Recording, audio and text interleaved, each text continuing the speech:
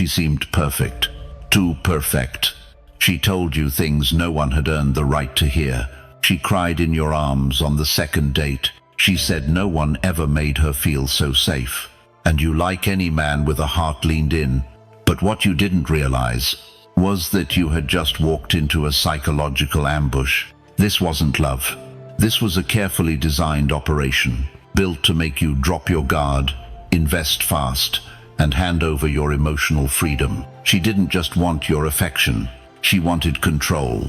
And she would use the oldest tools in the human playbook to get it: vulnerability, drama, sex, shame, and most dangerous, your own instincts as a man. Because here's the truth nobody tells you. The covert female narcissist doesn't attack with rage. She attacks with affection, with whispers, with wounded eyes, with "I just need you." And by the time you realize it's a trap, you're not the man you used to be. You've been reprogrammed to think her chaos is your fault. You're walking on eggshells. You're addicted to her approval. You're apologizing for things you didn't do, and begging for peace she'll never give you. This video is not about blaming women.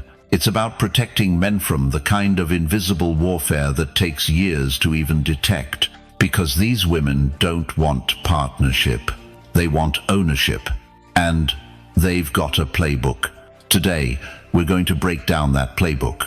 10 psychological weapons she uses on purpose to make you question your worth, kill your confidence, and keep you in her grip. And once you learn to recognize them, you'll never fall into that trap again. Let's get into it. Number 1.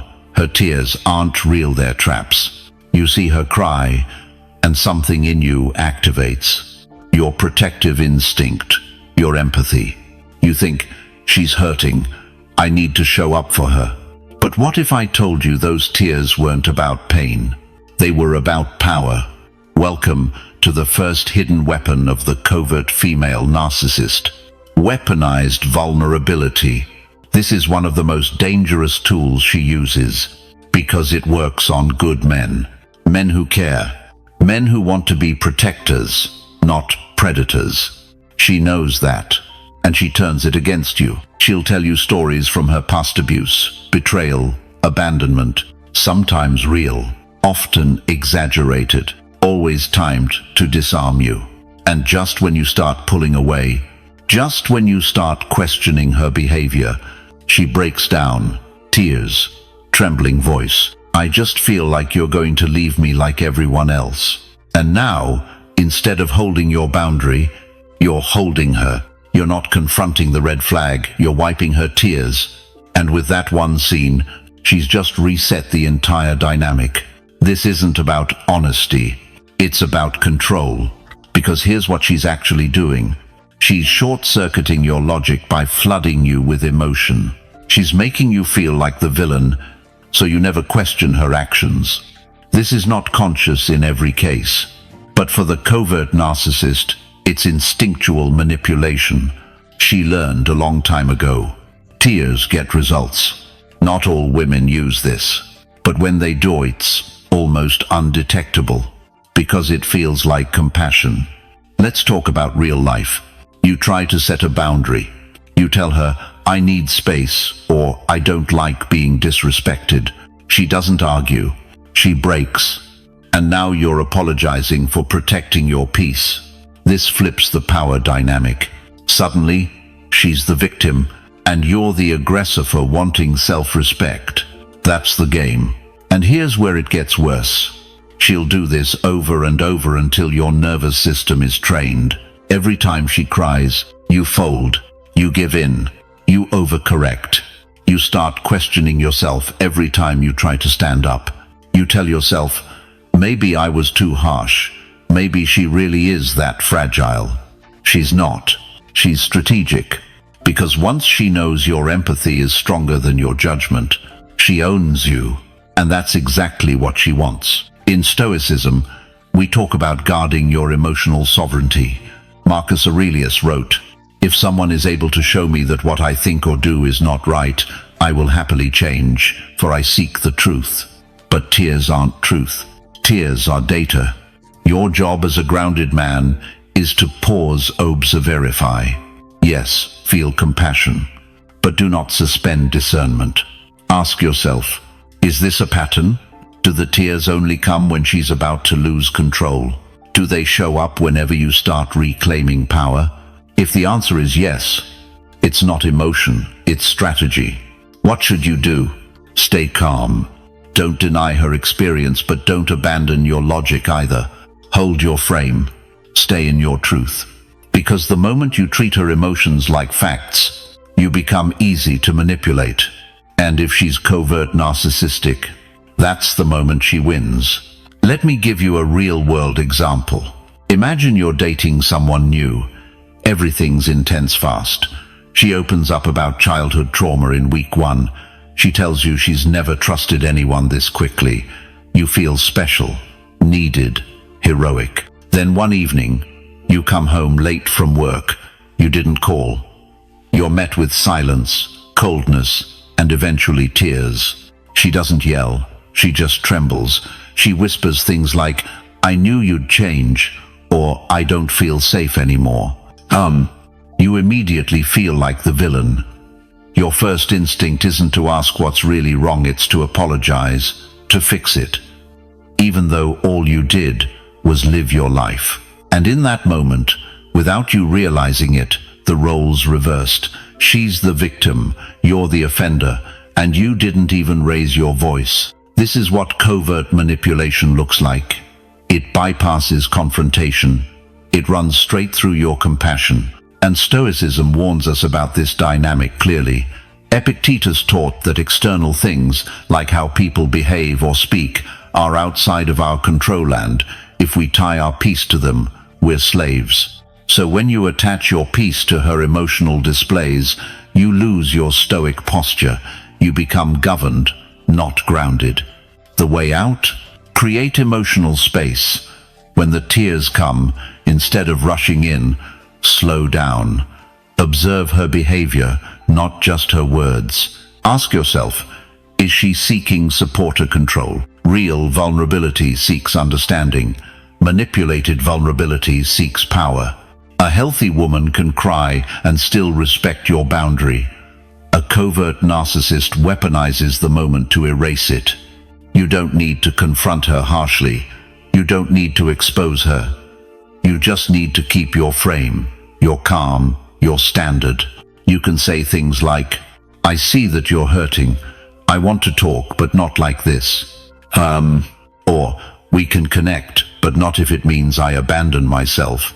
This isn't cruelty, it's clarity. Because at the end of the day, a man who doesn't guard his emotional energy will be drained by anyone who knows how to hijack it. And covert narcissists, they are masters of emotional hijacking.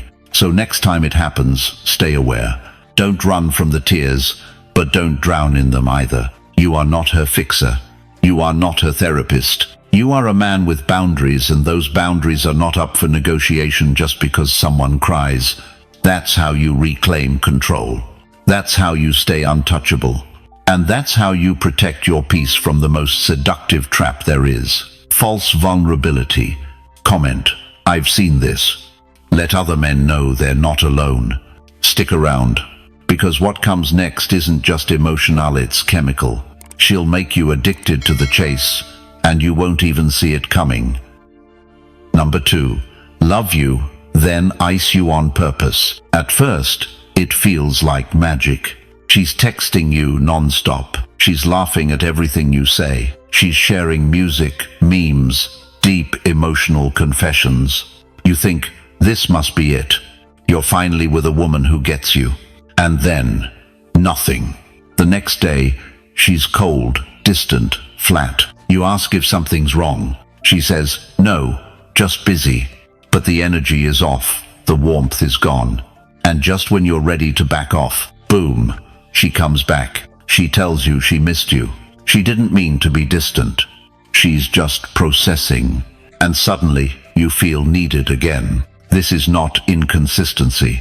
It's not poor communication. It's a psychological loop, and she's running it on purpose. This is what psychologists call intermittent reinforcement. It's the same mechanism that keeps people addicted to slot machines. Unpredictable reward. You never know when the next hit of affection is coming. But when it comes, it feels amazing. Because the absence made you desperate. Now here's the Stoic truth. When you start depending on her attention for emotional stability, you're no longer grounded. You're gambling. And she's the house. Covert narcissists use this tactic to destabilize your nervous system. They make you associate anxiety with attraction, distance with desire. You don't even realize it, but your body starts craving the high of her approval. And that craving makes you chase. It makes you tolerate behavior you never would have in the beginning. You'll rationalize it. She's just complicated. She's been through a lot. She's testing me because she cares. But no, she's conditioning you. Let's break this down in real life. You go 3 amazing days, together dates, passion, laughter. Then she disappears for 2. No explanation, no warmth. You spiral. You try texting. You apologize for nothing.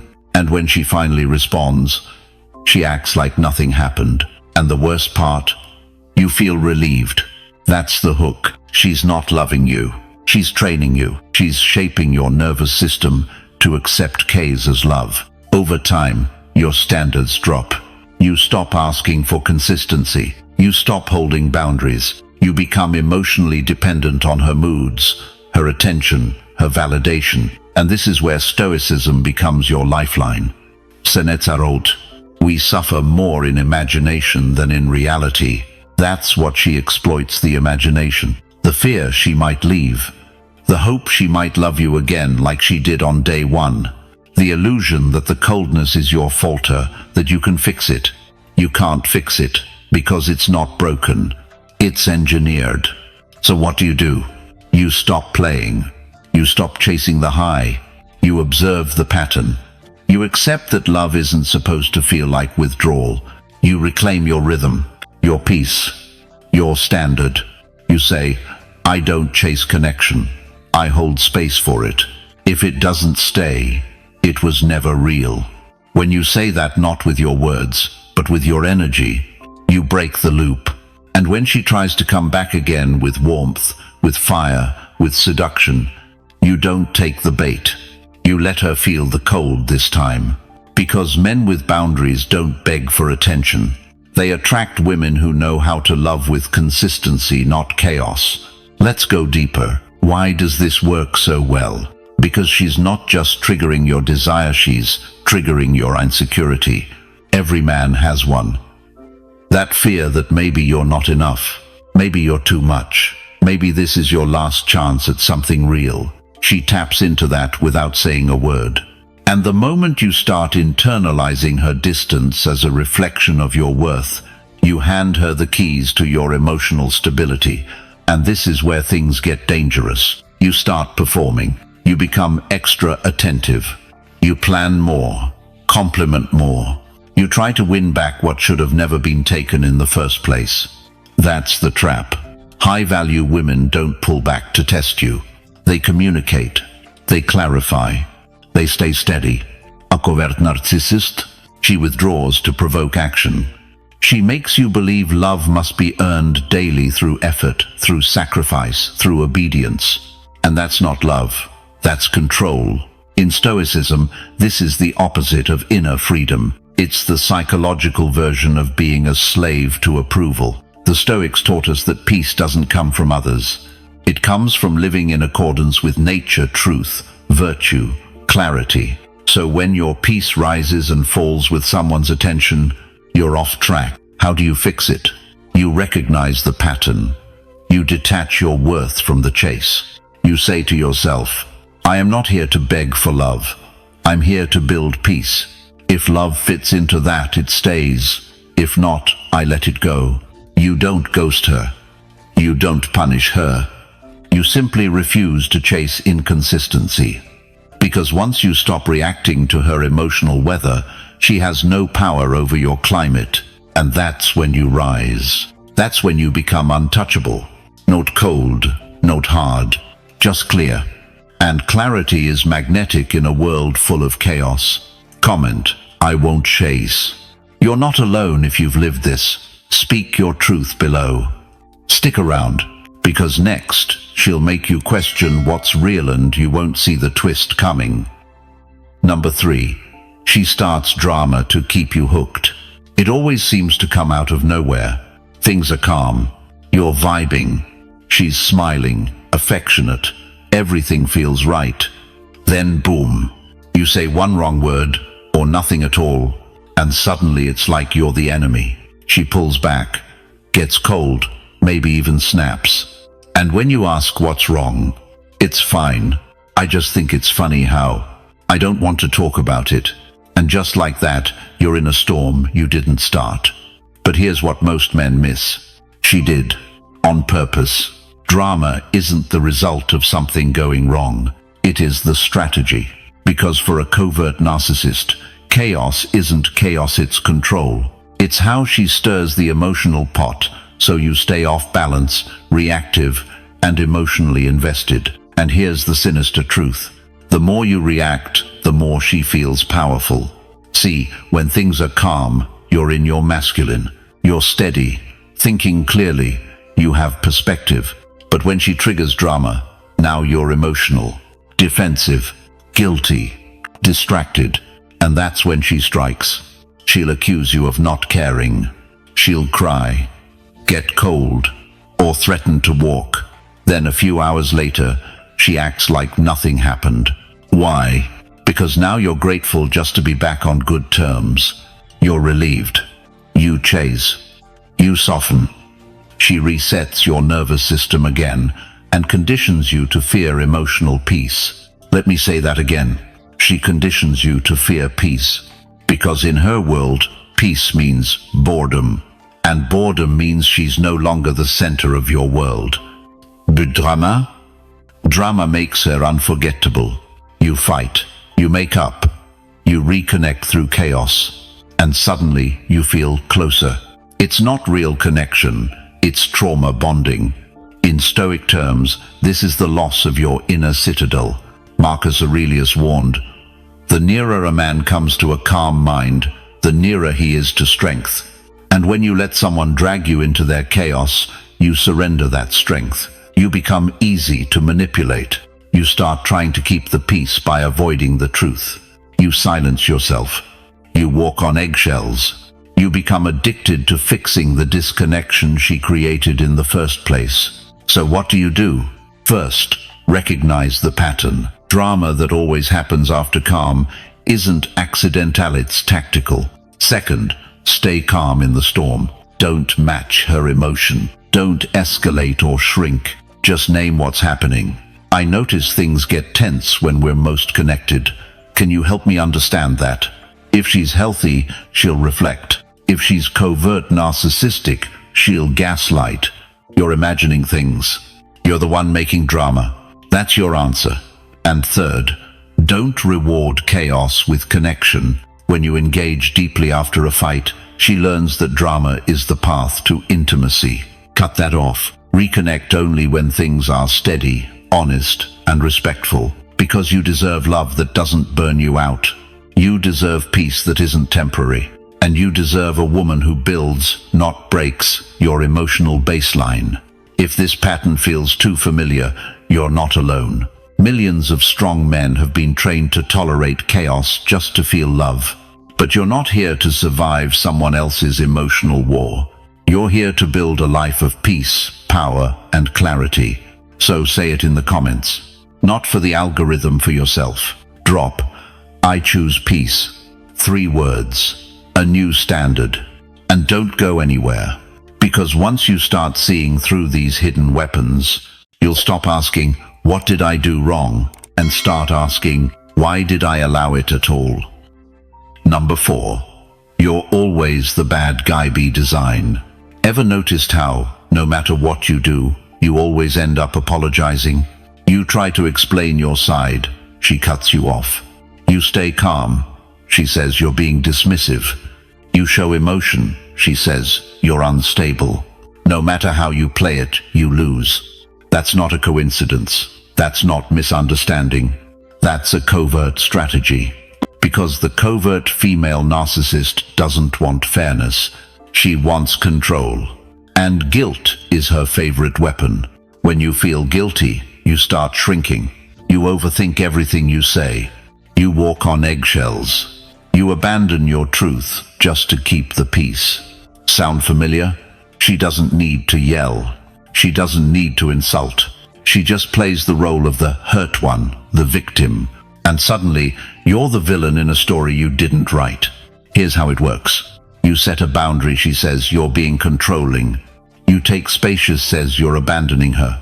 You express a need, she says you're too much. Every time you assert yourself as a man, she flips the script and makes you question your own character. And the worst part, you start believing her. That's the trap. Now let's go deeper, because this tactic isn't just manipulation. It's identity erosion. The goal is to make you doubt your own moral compass, to gaslight your inner sense of right and wrong, until you become so confused you no longer trust yourself. That confusion makes you easy to mold. You stop standing up for yourself. You stop asking for clarity. You just react, apologize, and adapt. From a Stoic perspective, this is the exact opposite of virtue. Because Stoicism isn't about being perfect. It's about living in alignment with your logos, your reason, your values, your inner law. When you let someone rewrite that law to serve their emotional needs, you lose your footing. You stop being a man of principle and become a man of performance. Let's get real for a second. Have you ever sat there, confused, after a fight, asking yourself, am I really the toxic one? Maybe I was too harsh. Maybe I'm the problem. That thought loop isn't born from truth. It's born from repeated conditioning. The covert narcissist doesn't need facts. She just needs to feel wronged. And in her world, that feeling is enough to indict you. And you bend. You explain. You soften. You sacrifice pieces of your masculinity in the name of keeping her okay. But here's the Stoic correction. You are not responsible for someone else's emotional story. You are responsible for your character, your decisions, and your truth. That's it. You don't need to yell to be right. You don't need to beg to be heard. You need to stand quietly, consistent line who you are. Let her spin the narrative. Let her play the victim. You don't have to defend your every move to someone committed to misunderstanding you. Remember this. Being seen as the bad guy by someone who thrives on manipulation might just mean you're finally standing in your strength. You don't owe anyone your silence just to be liked. You don't have to collapse every time someone paints you as the villain. There's strength in staying rooted. There's power in trusting your own eyes, your own heart, your own values. If you've been there, if you've apologized just to survive, but deep down, you knew you were standing on truth, then say it out loud in the comments. Type, I trust myself. Because when you do, you remind every man reading that he's not alone in this. And don't stop here. Because once you stop absorbing the blame, you'll see exactly how she uses your own pain to bind you even tighter. We're just getting started. Number 5. She uses your pain to own you. She doesn't need to control your body. She already owns your story. See, when you opened up to her, shared your struggles, childhood wounds, your past betrayals, you thought it was connection. You thought you were building intimacy. And in healthy love, that's exactly what it is. But not with her. With her, your pain becomes leverage. She files it away, like a weapon, waiting for the moment when your guard is down, or when she needs to win. And that's when it comes back. You told her you felt abandoned as a kid. Now, when she ghosts you, she says, maybe you're just too sensitive. You told her you were cheated on? She'll flirt with someone else in front of you and call you insecure. You confided your self-doubt? She'll mock it. Subtly, quietly, but it cuts. Because the blade is carved from your own story. This isn't love.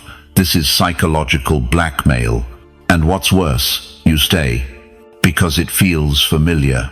It feels like a test you need to pass. Like if you can just be strong enough, patient enough, she'll finally see you, appreciate you, stop hurting you. But she won't. Not because you're weak, but because that pain is her power source. Let's take a step back. The Stoics warned against exposing your inner world too early. Epictetus said, "Don't share your journey with those who will not walk it with you." Why? Because when someone doesn't honor your pain, they'll use it. And covert narcissists specialize in one thing: turning your humanity into a leash. Every tear, every confession, every raw moment becomes a button she can press to keep you in place. It's not always loud. Sometimes it's a quiet reminder. I know things about you no one else does. And that hits deep, especially when you crave connection. You start walking on emotional eggshells, avoiding conflict, keeping things light, trying not to upset her, because you know, if things get dark, she'll drag your darkest moment into the light and twist it. That's how she owns you. And let's be real, it's not just her words. It's the fear she installs in you. Fear of judgment, fear of abandonment, fear of being truly seen and then used. So what do? You stop giving ammunition to people who don't hold it with care. Being vulnerable is not the problem. Being vulnerable with the wrong woman is. In a healthy dynamic, your pain becomes shared, space-safe, protected, respected. In a toxic one, it becomes her playground. And if you don't see that early, you'll confuse cruelty with intimacy. You'll say, "She's just emotional. She didn't mean it. She was just triggered." But no, she meant every word. She knew exactly what to say, when to say it, and how deep to cut. Because pain isn't something she soothes. It's something she uses. But here's the turning point. When you realize your story is yours again, when you own it without shame, without apology, you become unbreakable. She can't guilt you. She can't bait you. She can't pull you into storms using pieces of your past. You're no longer the man who hides from his pain. You're the man who integrates it, who leads because of it, not in spite of it. That's where your masculinity becomes untouchable. Comment: I own my story. Write it. Reclaim it. Remind every man who's watching that his past is not his prison. And don't scroll away yet. Because once she can't weaponize your wounds, she'll try to seduce you with the one thing you crave most: validation. But not the kind that builds you. The kind that breaks you with a smile. Number 6. You can't win, and that's the point. At first, you think you're just missing something. Maybe you said it wrong. Maybe you weren't clear enough. Maybe your timing was off. So you try harder. You explain more. You apologize faster. You adapt, adjust, accommodate. And yet she's still upset, still distant, still finding reasons why you're the problem. Let me tell you the truth. Most men take too long to accept. You were never supposed to win. Not with her, not in this game. Because in a covert narcissist's world, your defeat is her balance. You being wrong is how she stays right. Your confusion is her clarity. Your silence is her power. She needs you to be the one who always falls short. Because as long as you're trying to fix things, she doesn't have to.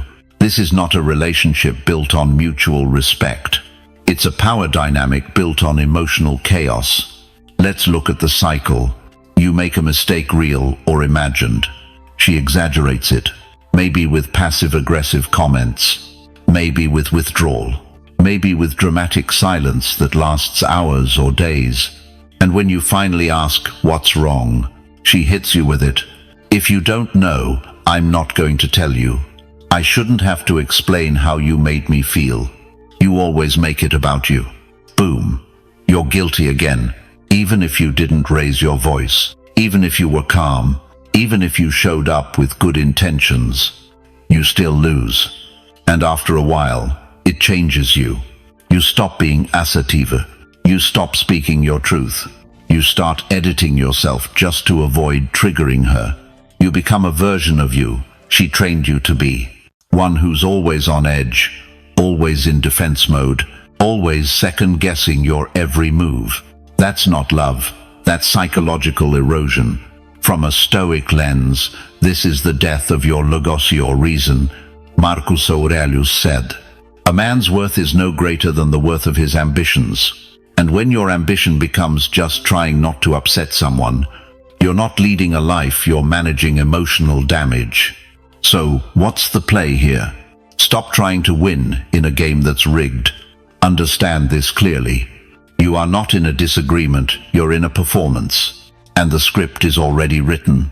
You lose, she wins, and the cycle resets. The only way to end it? Walk off the stage. You stop justifying. You stop defending. You stop playing the role of the guilty man. You reclaim your frame. When she spins the story, you don't counter it. You just say, "That's not my truth." And you let her deal with the silence that follows. Because silence from a man rooted in clarity is louder than any apology from a man lost in guilt. This is where you re-enter your masculine core, not by fighting back, but by no longer fighting for something broken. Comment, I walk off. No. If you've played this game long enough to see it for what it is, drop those 3 words below. Let's show other men they're not crazy, and they're not alone. And stay with me, because once the game stops working, she doesn't let go, she upgrades her tactics. And that's when it gets truly dangerous. Number 7. She compares you until you break. At first, it sounds innocent. She just mentioned a friend from work. She said her ex used to do that too. She told me I remind her of her daddy was really ambitious. It doesn't seem like a threat until it doesn't stop. The comparisons keep coming. Her old boyfriend was more spontaneous. Her coworker makes her laugh more. Her friend's husband surprises her with gifts just because. And you're left feeling like you're always falling short. Always second best, never quite enough. Let's be clear, this isn't about admiration or nostalgia. It's psychological warfare. It's designed to slowly dismantle your confidence. Because she's not comparing to uplift you. She's comparing to control you. The covert female narcissist knows exactly what she's doing. Every subtle name drop, every well-timed compliment about another man, every quiet sigh when you show up as yourself. It's all a setup. And the goal? To make you chase a standard she keeps changing. One moment, she wants dominance. The next, sensitivity. Today, it's independence. Tomorrow, it's more time with her. But no matter what you adjust, she'll say, "That's not what I meant." Or, "You're trying too hard." Why? Because if she admits you've reached the bar, she loses leverage. So she moves it, over and over again. And the more you try to be enough, the more you disconnect from your authentic masculine core. You stop leading. You stop grounding. You start performing. And she watches it happen quietly, satisfied. From the Stoic lens, this is the erosion of virtue. Seneca taught, "A man who is always adjusting himself to please others is never at peace with himself."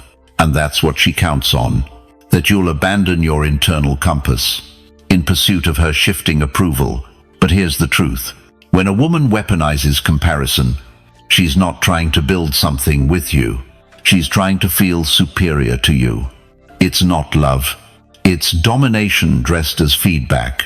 Real intimacy doesn't need a third-party measuring stick. It builds from 2 people who grow with each other, not against invisible shadows of the past. So how do you deal with it? Call it what it is. You don't argue or plead. You simply respond with clarity. I'm not competing with ghosts. If you admire him, be with him. If you're here with me, then let's build forward, not backward. That one sentence does 2 things. It ends the comparison game, and it puts the responsibility back where it belongs in her. Because if she can't see your value without comparing it to someone else, she was never looking at you in the first place. And once you see that, you stop bleeding yourself dry just to be someone else's, almost. Comment, I am enough. Say it. Not for her, but for the version of you that needs to hear it loud and clear. And don't leave yet. Because what she does next isn't even about comparison anymore. It's about making you doubt your sanity. Number 8. You're in a test but you'll never pass. There's a moment in every toxic relationship where you feel it. You're being tested, but you don't know the rules. She gets distant out of nowhere. You ask what's wrong. She says, nothing. You do something nice. She says, that's not the point. Every move you make feels wrong. Every word you say is dissected. You're walking through a minefield barefoot and she's the one who buried the explosives. This is not miscommunication. This is a covert test designed for you to fail. Here's how it works. She sets the stage with silence, mixed signals, and subtle disapproval. Then she watches. Will you chase? Will you apologize? Will you overcorrect? Will you fold? If you do, she wins. If you don't, she's hurt and you're cold. Either way, you're the problem. And that's the point. Because the test isn't about finding peace, it's about maintaining control. It's her way of checking. How much of your self-worth depends on her validation? How far will you bend to avoid her disappointment? The more you bend, the more she pushes. The less you react, the more she punishes you with emotional withdrawal. It's a loop, and you're trapped in it. And here's the most twisted part. She'll call you emotionally unavailable for not playing the game she refuses to admit she's running. Now, from a Stoic perspective, this is a masterclass in asymmetry. You're trying to build trust. She's testing loyalty. You seek clarity. She prefers ambiguity. You want to connect. She wants to control. Seneca wrote, "The one who puts you to the test is not always your teacher. Sometimes they're your captor." You don't grow in this dynamic. You shrink. You start tiptoeing around truth. You hesitate before speaking. You wait for her mood before making a decision. That's not love. That's emotional subjugation. So how do you break the cycle? You stop participating in the test. You don't argue. You don't perform. You don't beg for clarity that's deliberately withheld. You ground yourself in your values. You speak your truth calmly. And if she punishes you with silence, drama, or guilt, you hold your ground. Because any relationship that demands self-abandonment to keep it alive isn't worth keeping. Real women don't test your loyalty through confusion. They trust your consistency. They don't create problems to see how you'll solve them. They build with you. And that's what you deserve. Comment, I stop playing. Write it below if you've ever felt like you were stuck in a game you didn't agree to but finally had the guts to walk away from. And don't go anywhere yet, because the most dangerous tactic of all is the one that feels like love but devours your peace from the inside out. Number 9. She breaks your rules, then blames you. You set a boundary. Maybe it's about honesty. Maybe it's about how you expect to be treated.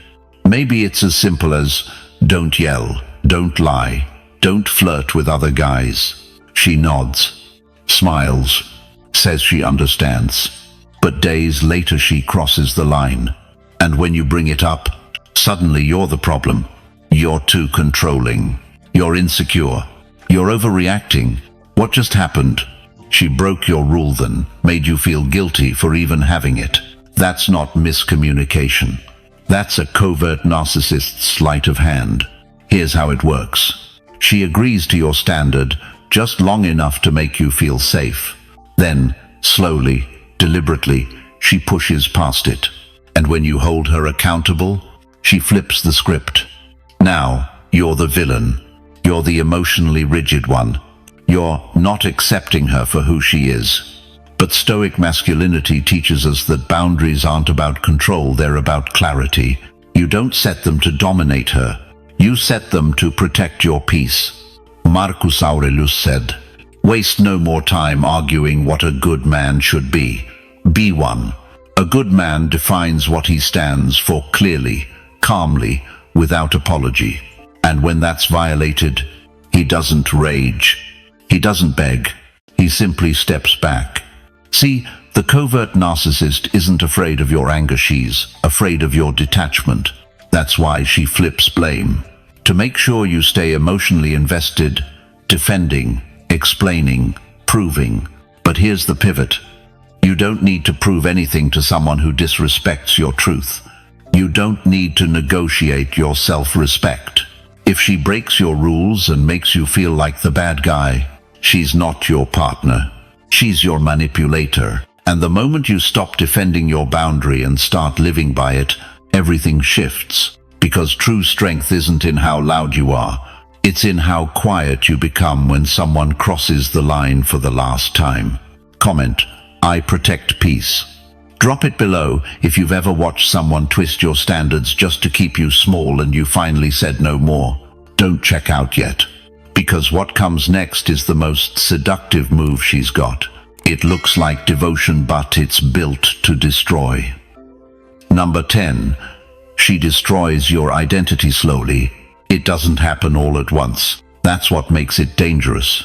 She doesn't tell you who to be. She just plants seeds. Why are you always so serious? You're too intense. No one likes guys who talk like that. You laugh it off the first time, but then she says it again and again until you start to question. Maybe I do need to change. And that's exactly what she wants. Not for you to evolve, but to erode. See, the covert narcissist doesn't demand submission. She suggests it. She praises you when you shrink. She pouts when you stand tall. It's not about love. It's about reprogramming. You stop lifting. You stop speaking with conviction. You stop leading. You become soft. Not in strength, but in self-respect. That's her victory. Not by breaking you loudly, but by making you believe the real you was too much. From the Stoic lens, this is spiritual decay. Epictetus warned, if you wish to improve, be content to be thought foolish and stupid, but she'll never let you. Because the moment you reclaim your identity, she loses control. So instead, she chips at your beliefs. She scoffs at your discipline. She questions your goals. And over time, you forget the man you were before her. You stop recognizing your own reflection. And that's when she knows she owns you. But here's the truth. If someone needs to rewrite you to love you, they never loved you to begin with. Love doesn't erase your identity. It amplifies it.